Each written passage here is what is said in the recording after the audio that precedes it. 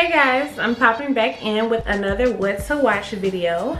So, this episode of What to Watch is about the film The Banker.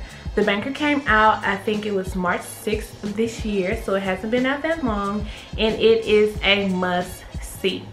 The Banker follows the story of Bernard Garrett, played by Anthony Mackie, and Joe Morris, played by Samuel L. Jackson, and they are two of the first African-American bankers in the United States of America.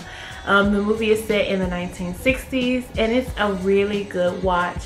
Nia Long is also one of the executive producers, and she plays Anthony Mackie's wife, Eunice, in the movie. The premise of the movie is about two bankers. Well, they start off as bankers. Anthony Mackie and Samuel L. Jackson, Anthony Mackie is a real estate investor, and Samuel L. Jackson owns clubs, so he got a lot of bank. And so he owns real estate too. He said his mom was a real estate agent in the movie. But they go into business together and they start accumulating properties. They run into some problems with a bank, because of course you have to use the bank when you're dealing in real estate a lot of the times. And instead of succumbing to all the, roadblocks that the bankers were putting in the way for them, they bought the bank. Talk about boss moves, okay? So there's a lot more about the story as you move along, which I'm not gonna spoil. I just want you guys to watch it. It's on Apple TV. What's it called? Apple Plus or something like that? I don't know. Whatever your Apple streaming service is, that's where you can watch it. That ain't where I watched it. But that's where you can watch it. It's a really good movie. It's a little long. I think it's a little over 2 hours, or right at 2 hours. But it's the way it flows, it's a really good watch. What I enjoy most about the movie is that there wasn't this great white savior. A lot of times with movies that are set in the past tense, that are talking about the civil rights era in the 1960s, there's always this knight in this white and shining armor that comes to save the blacks, and that is not the case in this movie. Actually, it's quite the contraire.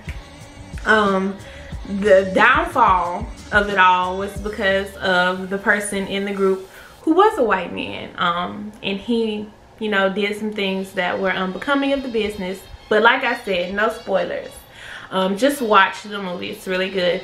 Actually, the first time that I heard of The Banker was Nia Long's Breakfast Club interview, which I'm sure she was on the Breakfast Club to promote that movie specifically, because the interview is from probably like last month sometime, March, maybe even February. I think in March though, and she spoke about the movie. And there was a point in the interview where they talked about like something happening with the movie, but they didn't go into a lot of detail. So your girl, I had to go online and do a little research, and from what I'm reading online, Bernard Garrett, who Anthony Mackie plays, which is the main character of the movie, his son is a co-producer of the movie. And right as the movie was about to be shown at like different film festivals, his two half-sisters complained. Somehow they got the word out that he had been accused of sexual assault. And so it's the Me Too era. But you did what? You did who? To a woman? To anybody? Sexual assault. That's a red flag. And they pulled them from a couple of film festivals, and it was supposed to have a limited theater release, and that actually didn't end up happening. They had to go to a streaming service to put the movie out, which in hindsight is probably better, especially because ain't nobody going to the movies now anyway, okay? But there was a little scandal with The Banker, and that kind of put a hiccup in the scene. But that's what Nia was alluding to on her Breakfast Club interview, which was kind of weird. But I was just expecting somebody like Nia Long to just say it, because most of her interview on the Breakfast Club was just, sis was letting them know like this is what it is in Hollywood, and she was really vague about that. And I think a lot of that also has to do with this man has this great stature in the community, and we're trying to get the word out about him, a positive word, and then skirt, here comes some negativity, which really wasn't even about him. It was about his son.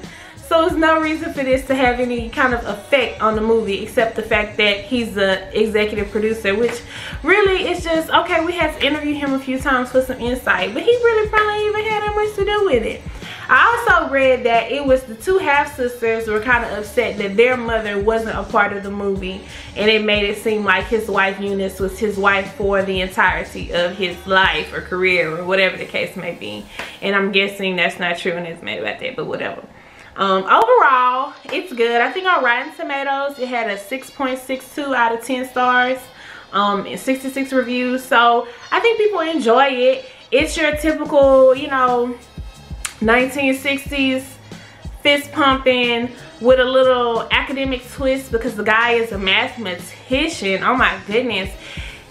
Bernard Garrett is so good at math that he makes his protege good at math. But the guy's not even learning math. He got a photographic memory and he just remembering all the numbers that the mathematician is spitting to him. It's crazy.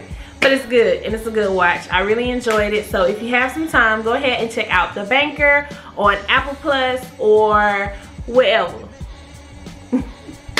Be sure to like, share, and subscribe. Drop down in the comments and let me know if you've seen The Banker. And I'll see you guys in my next What to Watch video. Bye-bye.